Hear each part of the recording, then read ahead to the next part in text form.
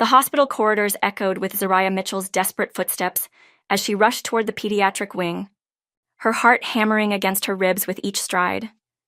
The phone call had shattered her world just 20 minutes ago. Her 7-year-old daughter Zion had collapsed during dance rehearsal, and the paramedics were rushing her to Seattle Children's Hospital. Zariah burst through the emergency room doors, her breath coming in sharp gasps, her usually perfect composure completely undone. She was a woman who commanded boardrooms with her fierce intelligence and strategic brilliance, but right now she was simply a terrified mother whose child's life hung in the balance. "Zion Mitchell," she gasped to the receptionist. "My daughter, she was brought in by ambulance." "Room 412, 4th floor," the woman said gently.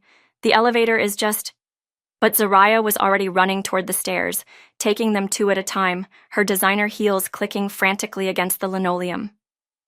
Nothing else mattered except reaching her baby girl. She found Zion lying unconsciously in a hospital bed that seemed to swallow her small frame whole.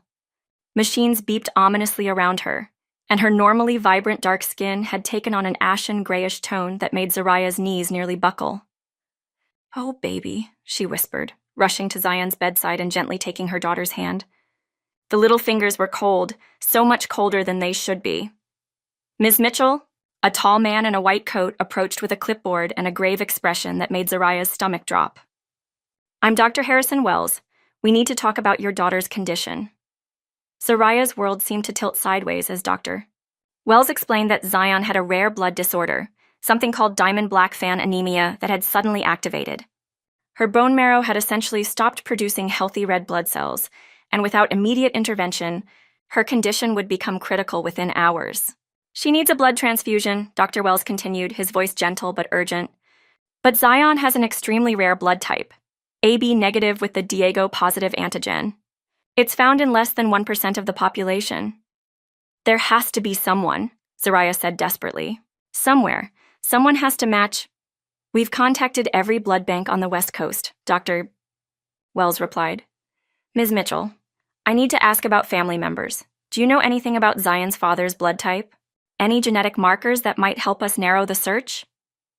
Zariah closed her eyes, feeling 8 years of carefully constructed walls crumbling around her. There was someone she had spent nearly a decade trying to forget. Someone who had mentioned, in passing during one of their intimate conversations so long ago, that he had a rare blood type that made him valuable for medical emergencies. Someone who didn't even know Zion existed. But there was another complication, one that made this impossible situation even more complex. The engagement ring on her left hand seemed to grow heavier as she realized what she was about to do. Jackson Pierce, her fiancé of 6 months, was probably on his way here right now. The pediatric surgeon who had been a father figure to Zion for 2 years, who had proposed with promises of giving them both the stable family they deserved. Her father, Zariah whispered, her voice barely audible. "I need to make a phone call." The number was still in her phone, saved under M. Ricci, do not call, as a reminder of the promise she had made to herself 8 years ago. Her hands trembled as she stared at the contact information, knowing that the next few minutes would unravel everything she had, built to protect herself and her daughter. But Zion's life was worth more than her carefully constructed new life, more than her engagement, more than the pain she had carried for 8 long years. The phone rang once, twice. On the 3rd ring, a familiar voice answered, deep, accented, carrying the kind of authority that had once made her heart race. Matteo Ricci. Just hearing his voice was like stepping back in time. That same rich Italian accent, those perfectly pronounced consonants that had whispered sweet words against her skin in another lifetime. Zariah felt her carefully constructed composure threatening to shatter completely. "Matteo," she managed, her voice barely above a whisper. "It's Zariah." The silence on the other end stretched so long she wondered if the call had dropped. When he finally spoke, his voice was filled with disbelief and something that might have been longing. "Zariah Mitchell, mio Dio, I cannot believe it is really you." "I need your help," she said quickly before she could lose her nerve. "I'm at Seattle Children's Hospital, and I need to know about your blood type. You mentioned once that you had something rare. You are hurt? Are you okay? What has happened?" The concern in his voice was immediate and genuine, cutting through 8 years of silence as if no time had passed at all. I'm fine, but Mateo, Zariah's voice broke slightly. I have a daughter. She's 7 years old and she's dying. She needs a blood transfusion with an extremely rare type, and you might be the only person who can save her. Another silence, this one charged with implications that were slowly sinking in. When Mateo spoke again, his voice had changed completely, deeper, more intense, almost reverent. 7 years old, he repeated slowly. Zariah, are you telling me what I think you are telling me? She has AB negative blood with the Diego positive antigen. The doctors say it's found in less than 1% of the population. That is my exact blood type. His voice was barely a whisper. Zariah, is she mine? The admission hung between them like a detonation. 8 years of secrets, 8 years of protection, 8 years of building a life that didn't include him, all reduced to a single word. Yes. She could hear his sharp intake of breath, could almost feel the magnitude of that revelation hitting him through the phone. When he spoke again, his voice was thick with emotion. I have a daughter, a 7-year-old daughter who is dying, and I did not even know she existed. Mateo, I can explain everything later, but right now she needs you. Can you get to Seattle Children's Hospital? I am already walking to my helicopter. What is her name? Zion. Her name is Zion Mitchell. Zion, he repeated, and she could hear the wonder in his voice. I will be there in 30 minutes. The line went dead, leaving Zariah alone with the magnitude of what she had just set in motion. In less than an hour, Mateo would meet the daughter he never knew existed. But first, she had to deal with another man who was about to discover that the woman he planned to marry had been keeping the secret of a lifetime. Zariah had barely returned to Zion's room when she heard familiar footsteps in the hallway. Dr. Jackson Pierce appeared in the doorway, still in his surgical scrubs from his shift in the pediatric wing, his kind face etched with concern. Zariah, I came as soon as I got your message. How is she? Jackson moved immediately to Zion's bedside, his trained eyes quickly assessing her condition with the expertise of someone who had dedicated his life to saving children. It's her blood, Zariah said quietly. She has a rare disorder. She needs a transfusion, but her blood type is so rare they can't find a donor. Jackson nodded grimly, studying Zion's chart with professional efficiency. AB negative with unusual antigens. I've seen cases like this. Have you contacted blood banks in other regions? Sometimes we can arrange emergency transport. There's someone coming, Zariah interrupted. A potential donor. That's excellent news. Family member? The question hung in the air as Zariah struggled with how to answer. Zion stirred slightly in her sleep, a soft whimper escaping her lips, and both adults immediately focused on her. Mama? Zion's voice was barely a whisper, weak from her condition. I'm here, baby girl, Zariah said softly, brushing Zion's hair back from her forehead. Zion's eyes fluttered open, unfocused and glassy with fever. Jackson? I'm here too, sunshine, Jackson said gently, taking her other hand. How are you feeling? Tired, Zion mumbled.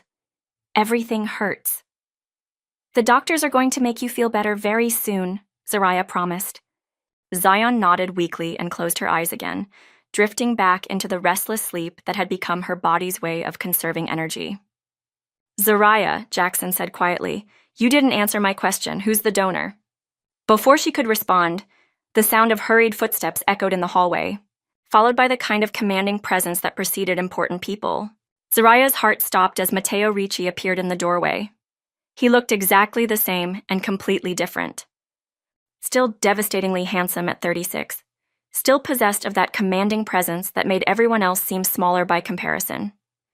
His thick dark hair was perfectly styled despite his rushed arrival, and he wore an impeccably tailored charcoal suit that probably cost more than most people's monthly salary. But there were new lines around his eyes that spoke of stress and sleepless nights, a gravity to his expression that hadn't been there 8 years ago. He moved with the same confident grace she remembered, but there was something more measured about him now, more deliberate. His gaze went immediately to the hospital bed where Zion lay sleeping, and Zariah watched his face transform as he saw their daughter, for the first time. Madonna Santa, he breathed, moving closer to the bed with reverent steps. She is beautiful. She looks exactly like you, Zariah finished quietly, acutely aware of Jackson's sharp intake of breath behind her. Mateo turned to look at Zaraya fully for the first time, and she felt the impact of those dark eyes like a physical force. But then his gaze shifted to Jackson, taking in the surgical scrubs, the possessive way he stood near Zaraya, the obvious familiarity between them. "And you are?" Mateo asked, his accented English polite but carrying an undertone of territorial awareness. "Dr. Jackson Pierce," Jackson replied, extending his hand with professional courtesy despite the obvious tension. "I'm Zaraya's fiancé, and you are?" "Mateo Ricci," he replied, shaking Jackson's hand with measured firmness. "I am Zion's father."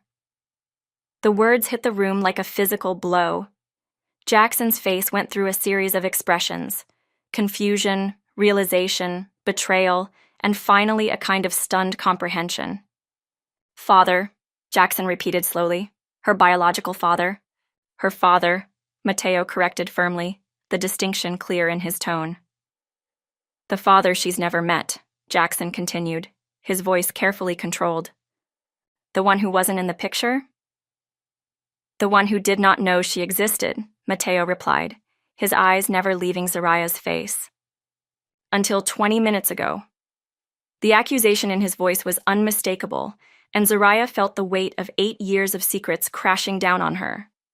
Dr. Wells chose that moment to appear in the doorway, breaking the tense standoff. "Mr. Ricci, I presume? We need to get your blood tested immediately for compatibility." "Whatever you need," Mateo said, though his attention remained focused on the two people who had been living the life that should have been his. "How is she? What exactly is wrong with her?" As Dr. Wells explained Zion's condition and the urgency of finding a compatible donor, Zaraya found herself studying Jackson's face. She could see him processing the implications of everything he was learning. Not just that Zion had a biological father, but that Zaraya had kept this massive secret from him throughout their entire relationship. "I'll be back in 30 minutes with results," Dr. Wells said after taking Mateo for blood work. "In the meantime, try to keep stress levels low. Zion needs calm energy around her." The irony of the instruction wasn't lost on any of them. Once the doctor left, the three adults stood in uncomfortable silence around Zion's bed, the weight of unspoken truths filling the space between them. 8 years, Jackson said finally, his voice quiet but strained. "You've been keeping this secret for 8 years. "I thought he was out of our lives forever," Zaraya replied. "I thought it was better if Zion never knew." "Better for who, Zaraya? Better for her or better for you?" Jackson's professional composure was beginning to crack. "I thought I was protecting her." "From what? From having a father who could clearly afford the best medical care, the best education, the best of everything." "From having a father who was engaged to marry someone else," Zaraya shot back, her own emotions finally breaking through. "From the complications of a relationship that ended when I found out I meant nothing to him." Mateo returned at that moment, catching the tail end of their conversation. "You meant nothing to me?" he asked incredulously. "Is that what you believed?" "It's what I knew," Zaraya replied, turning to face him. "I saw the engagement announcement in Business Weekly. You and Isabella Romano, the perfect Italian princess your family had chosen for you." "I was never engaged to Isabella Romano," Mateo said firmly. "That announcement was what? A misunderstanding? A mistake?" "Was my father's manipulation. I never agreed to that marriage." "I never proposed to Isabella?" "The photos looked pretty convincing," Zaraya said bitterly.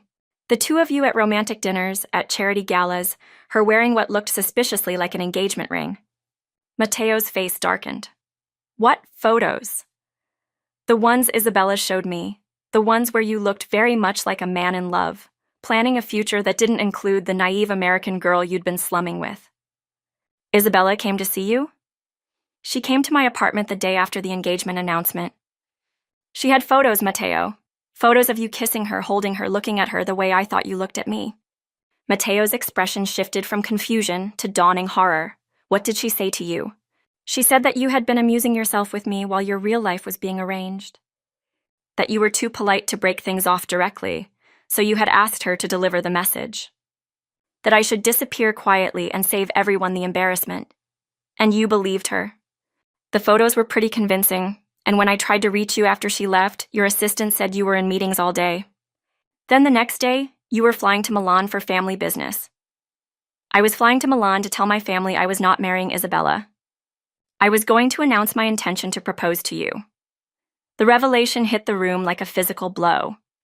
Jackson, who had been listening to this exchange with growing discomfort, finally spoke up. "This is all very touching," he said, his voice tight with suppressed emotion. "But none of it changes the fact that you've been lying to me for 2 years, Zariah. Everything about our relationship, everything about our future, it's all been built on a lie." "I wasn't lying about my feelings for you," Zariah said desperately. "Everything between us has been real." "Has it? Because right now, watching you look at him, I'm wondering if I've been competing with a ghost this entire time." Mateo stepped forward, his protective instincts clearly activated. "Dr. Pierce, I understand this is difficult." "Don't," Jackson cut him off. "Don't tell me you understand. You disappeared for 8 years. I'm the one who was here when Zion had nightmares. I'm the one who taught her to ride a bicycle. I'm the one who held Zariah when she cried because she was worried about being a good mother. You don't get to walk in here and act like you understand anything about our life." "You are right," Mateo said quietly. "I do not understand what you have built together, but I am her father." "Biologically," Jackson interrupted, "but I'm the one who earned the right to be called her father through daily presence, through showing up, through being here when it mattered." "And I will be grateful to you for that for the rest of my life," Mateo replied. "But I am here now, and I intend to be here for every day going forward." "Are you? Because in my experience, billionaire CEOs don't have a lot of time for bedtime stories and parent-teacher conferences." "Then you do not know me very well." The tension between the two men was becoming palpable, and Zariah stepped between them. "This isn't helping Zion. She needs calm energy, not whatever this is." Dr. Wells returned with test results and a relieved expression. "Mr. Ricci, you're a perfect match. We can begin the transfusion immediately." "Thank God," Zariah breathed. "How long will it take?" Mateo asked. "About 3 hours for the full transfusion. Zion will need to rest during the process, but she should start feeling better almost immediately." As the medical team prepared for the transfusion, the 3 adults found themselves in the unprecedented situation of having to cooperate despite the emotional minefield they were navigating. Mateo lay in a hospital bed beside Zion's, connected to medical equipment that would transfer his blood to their daughter. For Jackson, watching this literal life-saving connection between Mateo and Zion was both beautiful and devastating. During the transfusion, Zion drifted in and out of consciousness, too weak from her condition to engage in much conversation. When she was awake, she seemed confused by the presence of a strange man in the room, but too ill to process much beyond her immediate physical discomfort. "Mama?" she whispered at one point, her voice barely audible. "I'm here, baby girl," Zariah assured her. "Who's that?" Zion asked, her unfocused gaze drifting toward Mateo. "That's someone very special who's helping you get better," Zariah said carefully. "We'll talk more when you're feeling stronger." Zion nodded weakly and closed her eyes again. The adults continued their vigil in tense silence, each processing the magnitude of how their lives had just been altered. When the transfusion was complete and Zion's color had begun to return to normal, Dr. Wells delivered the encouraging news that she would be able to go home in a few days with ongoing monitoring and treatment. But as Zion's physical recovery began, the emotional complexity of their situation became more apparent. That evening, Jackson asked to speak with Zariah privately. "I can't compete with history," he said as they sat in the hospital family lounge. "I can see it in your eyes when you look at him." "Jackson, what Mateo and I had was 8 years ago." "Was it? Because it doesn't feel like past tense. It feels very present." Zariah was quiet for a long moment, processing her own emotions. "I didn't expect to feel anything when I saw him again." "But you do. I'm confused. Everything I thought I knew about why we ended has been turned upside down. And now you're wondering what might have been. I'm wondering what's fair to you. You deserve someone who loves you completely, not someone who's questioning everything." Jackson reached across and touched the engagement ring he had given her 6 months ago. "I thought I was that someone for you. You are wonderful, Jackson. You've been everything I could have asked for in a partner, but I'm not him." The honesty in his voice broke her heart. "It's not that simple, isn't it? Zariah, I've spent 2 years trying to figure out why you sometimes seem to be holding something back. Why you never talked about Zion's father, why you sometimes got this distant look when you thought I wasn't watching. Now I know, I do love you, but not the same way you love him." Zariah felt tears threatening. I don't know how I feel about him. I don't know if what we had was real or if I've been romanticizing a relationship that was doomed from the start. Then maybe you need to find out. What are you saying? I'm saying that I won't be the consolation prize. I won't be the safe choice while you figure out if you can have the great love instead. That's not fair.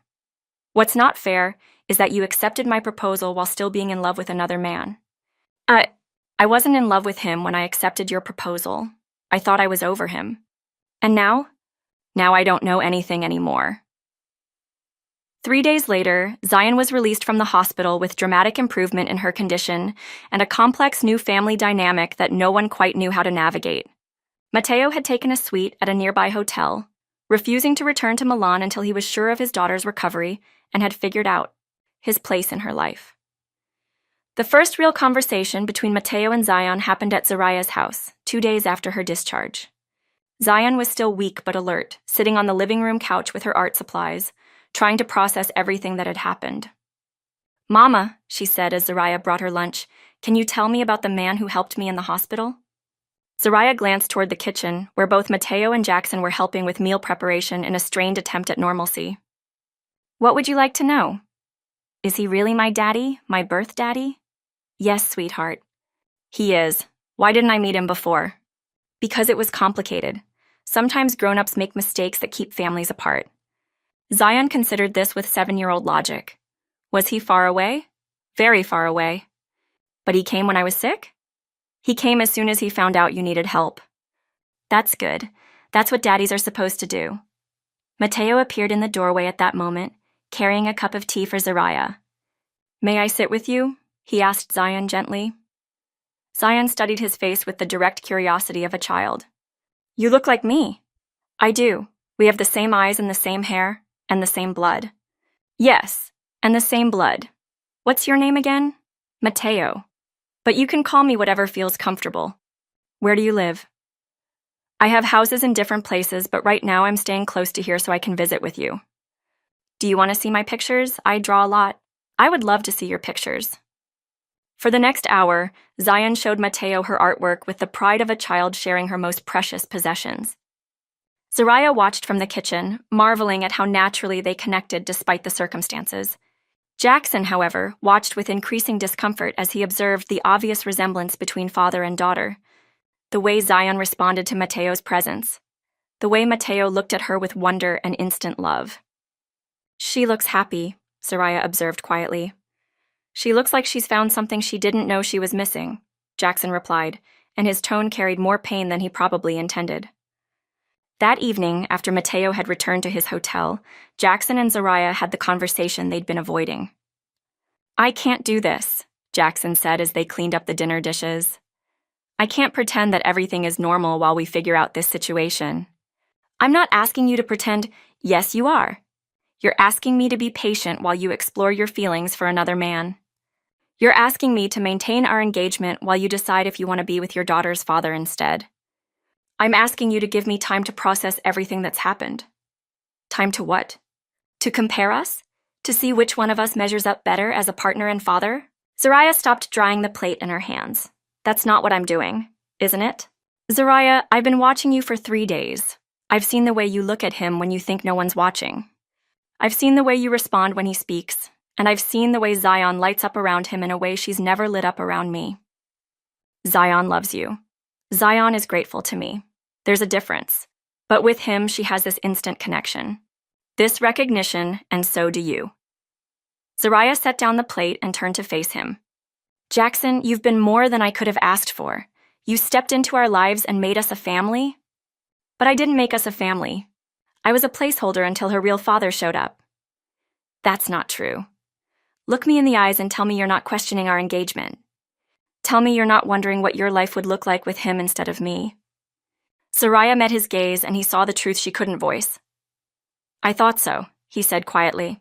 "I'm so sorry, Jackson. I never meant for this to happen." "I know, but it did happen. And now we all have to deal with the consequences." 2 weeks later. The standoff between the two men had continued for 2 weeks, with Matteo maintaining his presence in their lives, and Jackson increasingly uncomfortable with the arrangement. Zion had recovered her strength and was beginning to ask more direct questions about her new family situation. "Why does Jackson look sad all the time now?" she asked Zariah one morning as they made breakfast. "Because things are complicated right now." "Because of my birth daddy?" "Because sometimes when new people come into a family, it changes things for everyone." "Are you and Jackson still getting married?" "We're taking some time to figure things out." "And are you and my birth daddy going to get married instead?" The directness of the question caught Zariah off guard. "Why would you ask that?" "Because Sarah at school says that when mommies and daddies love each other, they get married and live together." "Do you think your birth daddy and I love each other?" "You get the same expression when you look at him that people get in movies when they see someone they missed very much." The observation was more perceptive than Zariah had expected from her 7-year-old. "It's complicated, baby girl." Everything grown up is complicated, but feelings aren't complicated. Either you love someone or you don't. That afternoon, the situation came to a head when Mateo arrived for his daily visit at the same time Jackson was leaving from his own time with Zion. The two men met on the front porch, and the tension that had been building for weeks finally erupted. "This isn't sustainable," Jackson said without preamble.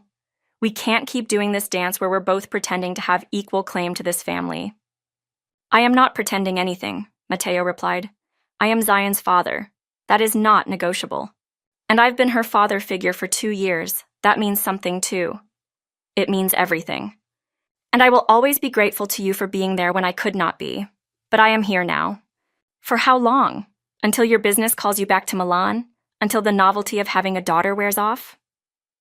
"That will never happen. How can you be sure? You've known her for 2 weeks. I've known her for 2 years. I know that she has nightmares about hospitals. I know that she hates broccoli, but will eat it if you tell her it will make her strong like her favorite superhero. I know that she needs exactly 3 bedtime stories and a glass of water before she can fall asleep." "Then teach me," Mateo said quietly. "Help me learn these things. Why should I help you take over my life? Because it is not about taking over anything. It is about what is best for Zion, and what is best for her is having both of us in her life." "Both of us? You mean you as her father and me as what? The family friend who used to be engaged to her mother?" "I mean you as the man who raised her when I could not, as someone she loves and trusts, as someone who will always be important to her. But not as her stepfather, not as Zariah's husband." Mateo was quiet for a long moment. "That depends on what Zariah chooses. And if she chooses you? Then I hope you will still want to be part of Zion's life, because she needs you, regardless of who her mother marries. And if she chooses me? Then I will respect her decision and find a way to be the best co-parent I can be." Jackson studied Mateo's face, looking for signs of insincerity. "You really mean that?" "I mean it. This is not about winning or losing. This is about creating the best possible life for our daughter." "Our daughter?" "She may not be yours biologically, but you have been her father in every way that matters. That will never change, no matter what happens between Zariah and me." For the first time in 2 weeks, some of the tension seemed to ease between them. "I love her," Jackson said quietly. "I love them both. I know you do, and that is why this is so difficult. I can't keep pretending that I'm okay with sharing them. I can't keep acting like it doesn't tear me apart to watch Zariah look at you the way she does." "What are you saying?" "I'm saying that I need to know where I stand. I need Zariah to make a choice." That evening, Jackson presented Zariah with an ultimatum, though he phrased it as gently as possible. "I can't stay in limbo," he told her as they sat on her front porch. "I need to know if you want to build a life with me or if you want to explore what you might have with Mateo." "Jackson, I don't want to hurt you. I'm already hurt, but I'd rather be hurt with honesty than strung along with false hope. I'm still processing everything that's happened." "Then process it. But don't ask me to wait indefinitely while you do." "How much time?"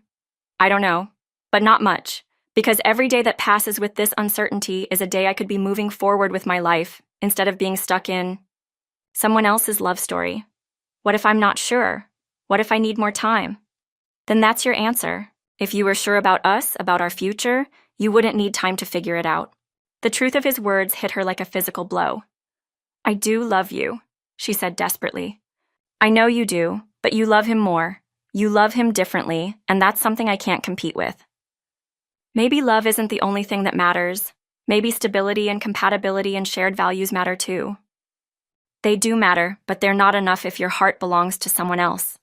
What if my heart is wrong? What if choosing him is a mistake? Then you'll learn from it. But Zariah, you'll never be fully present in our relationship if you're always wondering about what might have been with him. 2 days later, Zariah finally had the conversation she'd been avoiding with Mateo. She asked him to meet her at a quiet coffee shop, away from Zion and the charged atmosphere of their domestic situation. Jackson has asked me to make a choice, she said without preamble once they were seated. Mateo nodded gravely. I thought he might. He says he can't stay in limbo while I figure out my feelings. He is right. It is not fair to ask him to wait while you decide between us. I never meant for this to become a choice between two men. But that is what it has become. Zariah was quiet for a long moment, stirring her coffee absently. 8 years ago, I believed you had chosen someone else. I built my entire life around that belief. And now you know that was never true. Now I know that Isabella manipulated the situation. But Mateo, the fact remains that you didn't fight for us. When I disappeared, when I stopped taking your calls, you eventually stopped calling. I called for months. I hired investigators. I tried everything I could think of to find you. But you didn't try hard enough. What should I have done differently? I don't know. But part of me wonders if you were secretly relieved that the situation resolved itself. That you didn't have to choose between your family's expectations and a relationship that was complicated. That is not true. Isn't it? Your life went on, Mateo. You built your empire. You became even more successful. You moved on. I never moved on. I never married anyone else.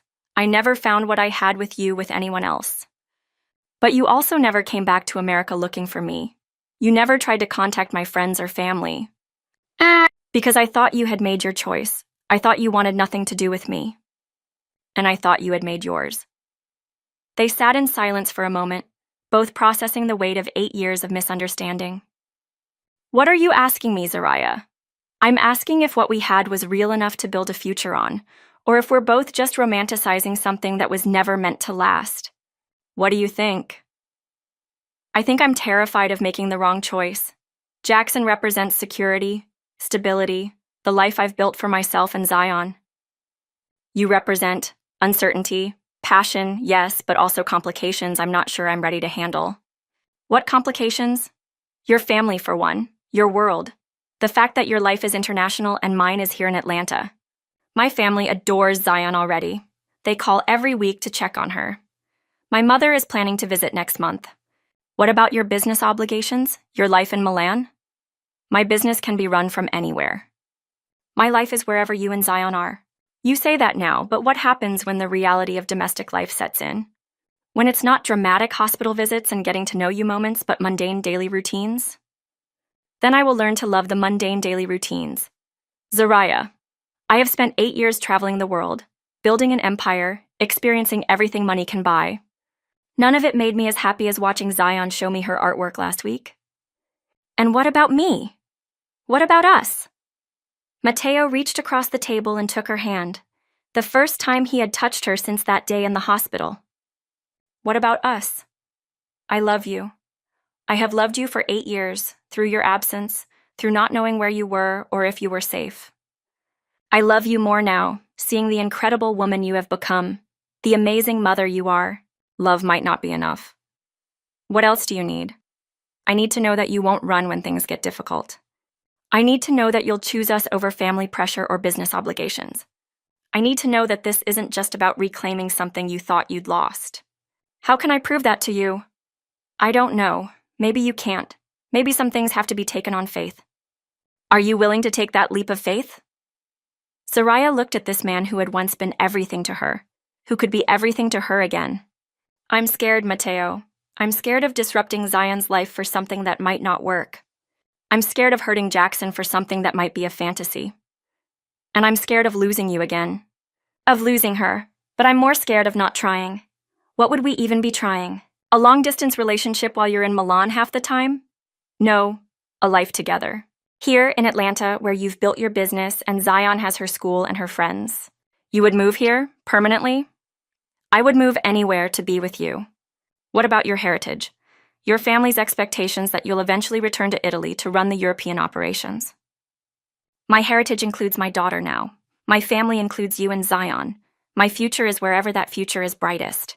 Zariah felt tears threatening as she processed the enormity of what he was offering. I need time to think. How much time? I don't know. Jackson is asking for an answer soon. Then I will wait for your answer, whatever it is. The decision was ultimately made for Zariah in a moment she hadn't anticipated. 3 days after her conversation with Mateo, Zion had her first major emotional breakdown since the hospital. It happened during what should have been a normal evening. Jackson had come over for dinner, Mateo was visiting with Zion, and everyone was trying to maintain the pretense that their situation was sustainable. But children, even resilient 7-year-olds, can only handle so much adult complexity before it overwhelms them. I don't understand. Zion suddenly burst out during dessert, her voice raised in a way that was completely unlike her usual demeanor. Why is everyone acting so weird? Why does Jackson look sad all the time? Why do you and Mama whisper in the kitchen? Why can't we just be a normal family? The adults all looked at each other, realizing that their attempts to shield Zion from their emotional turmoil had failed completely. Sweetheart, Zariah began, we're just trying to figure some things out. I don't want you to figure things out. Zion interrupted, tears streaming down her face. I want you to stop being confused. I want Jackson to smile again. I want my birth daddy to not look so worried all the time. She turned to look directly at Mateo and Jackson, who were sitting on opposite sides of the dinner table. Do you both love me? She asked. Yes, they answered simultaneously. Do you both love Mama? The question hung in the air as both men struggled with how to answer honestly without further distressing her. Yes, Jackson said finally. We both love your Mama. Then why can't you both just be my daddies? Why does it have to be complicated? Because grown-ups can't share like that, Zariah explained gently. Why not? Sarah at school has 2 daddies and they both live in the same house and everyone is happy. That's a different situation, baby girl. How is it different? They both love her and take care of her and help with homework and come to school plays. The innocent logic was devastating in its simplicity. Zion wiped her tears with the back of her hand and looked around the table. I think you're all being silly. If everyone loves everyone, then everyone should just be happy. But instead, everyone is sad and worried and whispering, and it's making me sad too. She stood up from the table and ran to her room, leaving the 3 adults to confront the impact of their unresolved situation on the person who mattered most. She's right, Jackson said quietly. This isn't working. We're all so focused on our own feelings that we're making her miserable. What are you suggesting? Mateo asked. I'm suggesting that maybe it's time for me to step back. Not out of her life completely, but out of this daily dynamic that's clearly not sustainable. Jackson, Zariah started. No, let me finish. I've been watching all of us for weeks now, and I've been lying to myself about what I see. Zion lights up when Mateo walks into a room. You light up when Mateo walks into a room. And I've been pretending that's not significant. That doesn't mean it means exactly what I think it means. It means that you belong together, and I've been standing in the way of that because I was too proud to admit it. Mateo shook his head. You have not been standing in the way of anything. You have been trying to protect the family you built. The family I tried to build, Jackson corrected. But it was never really complete, was it? There was always this part of Zion that wondered about her father. And there was always this part of you that wasn't fully present because you were protecting secrets from the past. Zariah felt her heart breaking as she watched this good man come to terms with realities she had been afraid to voice. I do love you, Jackson. I know you do, but not the way you love him, not with the same completeness. What are you saying? Jackson reached across the table and took the engagement ring off her finger, his movements gentle but decisive. I'm saying that I'm withdrawing my ultimatum. I'm not going to make you choose between us because I can see that you've already chosen. You just haven't admitted it to yourself yet. Jackson, please. I'm also saying that I want to remain in Zion's life if you'll let me. Not as a potential stepfather, but as someone who loves her and has been part of her story. Someone she can call when she needs help with homework or wants to talk about her day at school. Always, Zariah whispered. Always, you'll be welcome in her life. Good, because she's going to need stability from the adults around her while she adjusts to having her father back in her life full-time. Mateo had been quietly listening to this exchange, his expression showing both gratitude and regret. Dr. Pierce, he said formally, I want you to know that I understand what this costs you, and I will never take your sacrifice lightly. It's not a sacrifice if it's the right thing to do, Jackson replied. And making sure Zion has the best possible life is the right thing to do. You will always be welcome in our family. Always. Our family? Our family, Mateo confirmed. Because family is not only about blood or marriage. It is about the people who show up when they are needed. And you have shown up for Zion every day for 2 years. After Jackson left that evening, Zariah went upstairs to find Zion curled up in her bed, looking small and exhausted from her emotional outburst. "I'm sorry I yelled at dinner," Zion said as Zariah sat beside her. "You don't need to apologize for having feelings, sweetheart. We should apologize for making things so confusing. Are you and Jackson not getting married anymore?" "No, baby girl, we're not getting married." "Are you sad about that?" Zariah considered the question honestly. "I'm sad about hurting someone I care about. But I'm not sad about the decision. Because you love my birth daddy more? Because I love him differently. And Jackson deserves someone who will love him with her whole heart. And you don't?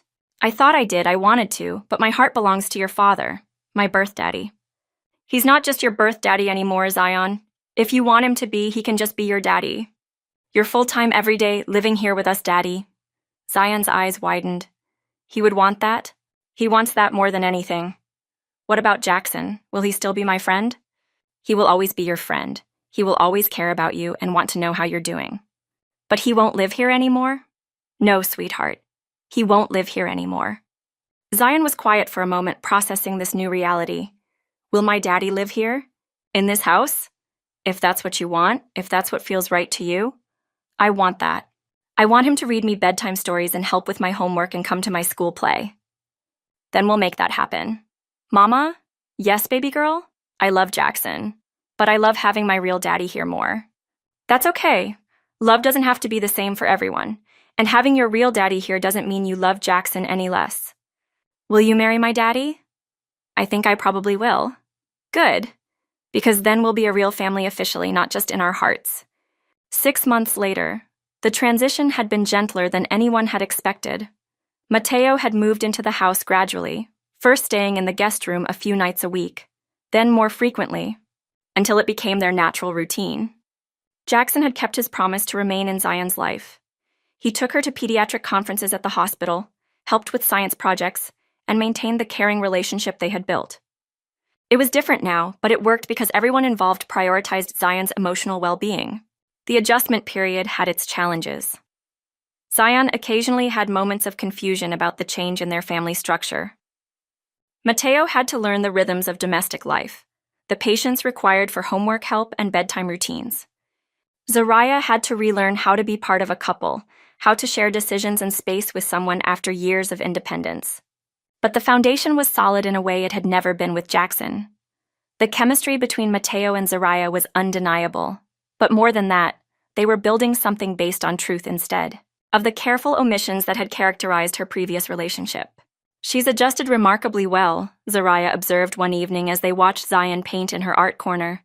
Children are resilient when they feel secure, Mateo replied. She knows now that all the adults in her life are committed to her happiness. Even Jackson. Especially Jackson. What he did, stepping aside like that, it was extraordinary. He's a good man. He is, and Zion is lucky to have him in her life, even if not as a stepfather. They had developed evening routines that felt natural and sustainable. Dinner together, homework help, story time, and then quiet conversation on the front porch while Zion slept safely upstairs. Mateo, Zariah said one evening as they sat on the porch swing, I've been thinking about something. What is it? I think it's time. Time for what? Time to stop being afraid. Time to stop waiting for the other shoe to drop. Time to commit to this life we're building together. Mateo turned to face her fully. What are you saying? I'm saying that I love you. I'm saying that what we have is real and strong and worth fighting for. I'm saying that I want to marry you and build a future together. Are you sure? Because Zariah, if we do this, there's no going back. I can't lose you again. You won't lose me. I'm done running from love because it feels too big or too complicated. What changed your mind? Watching you with Zion, seeing how you've embraced every aspect of being her father, even the difficult parts. Seeing how you've made space for Jackson in our lives, because you understand that loving Zion means loving all the people who are important to her. And and realizing that I've been so afraid of repeating past mistakes that I was about to make a new one. I was about to choose safety over love, and that's not the example I want to set for our daughter. Mateo reached into his jacket pocket, and Zariah realized he had been carrying the ring box with him every evening, waiting for this moment. "Zariah Mitchell," he said, sliding off the porch swing to kneel in front of her.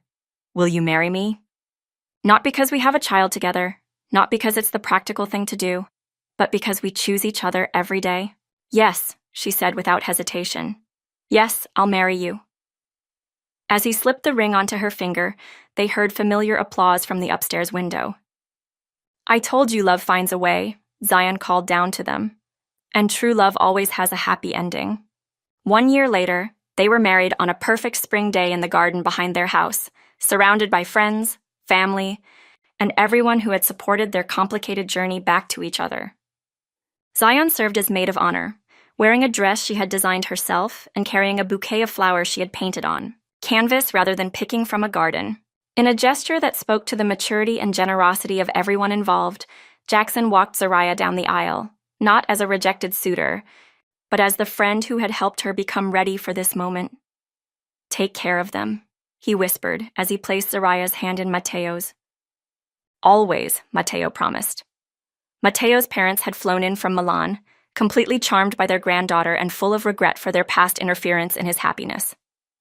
His mother had spent the morning helping Zariah get ready, sharing stories about Mateo's childhood and promising to teach Zion traditional Italian recipes. "Do you, Mateo, take Zariah to be your wife, promising to choose her every day, to support her dreams, and to build a life based on truth and trust?" "I do." "Do you, Zariah, take Mateo to be your husband, promising to choose him every day, to believe in his commitment, and to build a life based on love instead of fear?" "I do." As they kissed to seal their marriage, Zion cheered from the front row along with friends, family, and everyone who had witnessed their journey. "Ladies and gentlemen," the officiant announced, "I present to you the Ricci family, Mateo, Zariah, and Zion, who prove that the best love stories are the ones that survive complications and choose courage over fear." During the reception, as they danced to their wedding song, Zion pulled both her parents aside for a private conversation. "I have something to tell you," she announced with 8-year-old seriousness. "What is it, Principessa?" Mateo asked. "I think our family is going to get bigger." Zariah and Mateo exchanged glances. They had been planning to wait to share their news, but apparently their daughter's intuition was as strong as ever. "What makes you think that?" Zariah asked carefully. "Because you've been eating crackers in the morning again, and you keep touching your tummy when you think no one is looking. And Papa keeps looking at you like he has the best secret in the world." "You don't miss anything, do you?" Mateo said with amusement. "Artists notice everything. So are you having a baby?" "Yes, sweetheart. You're going to be a big sister." Zion's reaction was pure joy, jumping up and down and then immediately launching into plans for teaching her future sibling to paint and speak Italian. "This is the best wedding present ever," she declared. "Now our family will be complete, not just regular complete." As the evening progressed, and they celebrated with everyone who had supported their journey, Zariah found herself reflecting on how perfectly their complicated story had resolved itself. "Any regrets?" Mateo asked as they swayed together during the last dance, "only that it took us so long to get here. Maybe we needed the time apart to become the people who could build something lasting." "Maybe. But I'm grateful for every day from now on. Even when we have 2 children and a business to run and all the complications of real life. Especially then, because this time, we're choosing each other with full knowledge of what that means. Ti amo, Mrs. Ricci." "I love you too, Mr. Ricci. All of you," she added, one hand settling over her still flat stomach where their second child was growing. Later that night, after their guests had gone home and the decorations were put away, the 3 of them, soon to be 4, sat in their living room looking through wedding photos. "This one's my favorite," Zion announced, pointing to a candid shot of all 3 of them laughing during the reception. "We look like we belong together." "We do belong together," Mateo agreed, pulling both his wife and daughter closer on the couch. "And now we'll belong together forever and ever," Zion added with satisfaction. "Forever and ever," Zariah confirmed. 2 years later, the Ricci household buzzed with the controlled chaos of a family with 2 young children.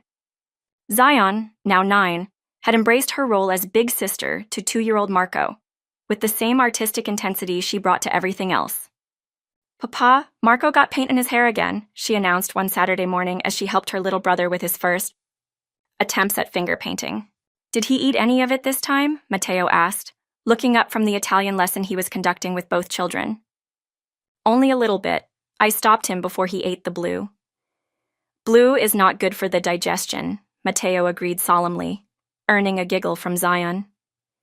Zariah watched this interaction from the kitchen doorway, marveling at how naturally their family rhythms had developed. Her business was thriving with Matteo's international connections.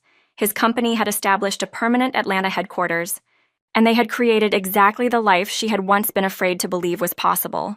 "How are my favorite artists this morning?" she asked, joining them at the kitchen table where art supplies competed for space with breakfast dishes and Italian vocabulary cards.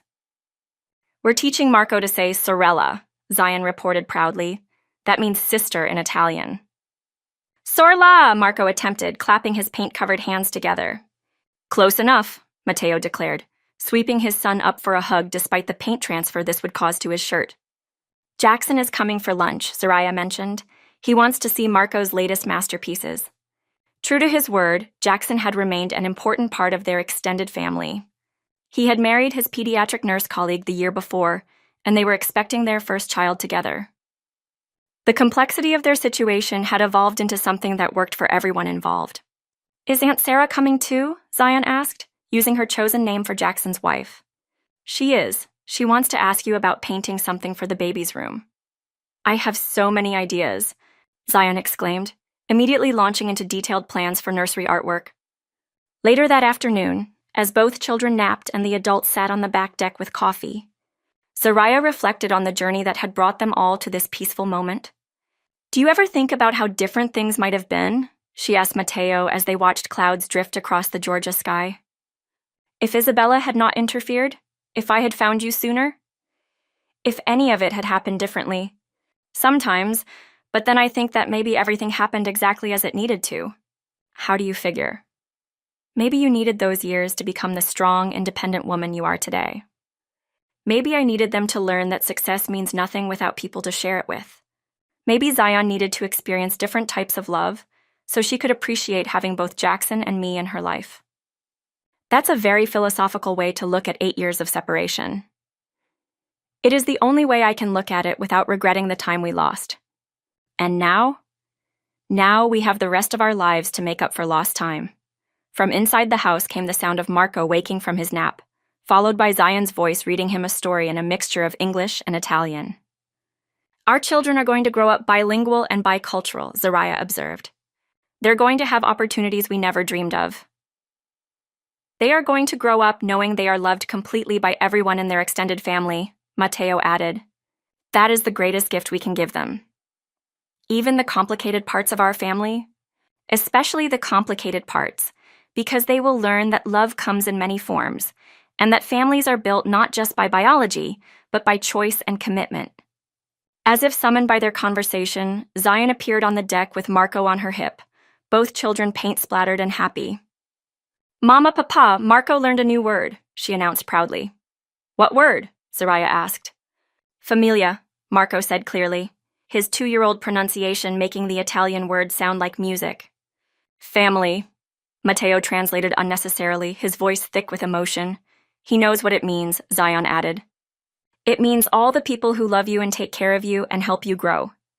"That's right, Principessa. That's exactly what it means."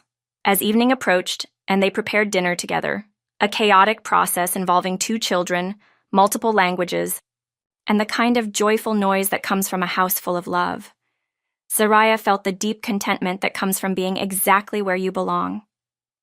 Their love story hadn't been simple or easy. It had required courage, forgiveness, and the wisdom to choose each other repeatedly, even when that choice was complicated by other people's feelings and societal expectations. But it had been worth every struggle, every moment of uncertainty, every difficult conversation and painful revelation. Because in the end, they had built something beautiful from the broken pieces of their past. They had created a family that included not just blood relatives, but everyone who had shown up with love when it mattered most. And that truly was the most beautiful ending and beginning of all. If you enjoyed this story, kindly like, subscribe, and hit the notification bell for more. See you next time.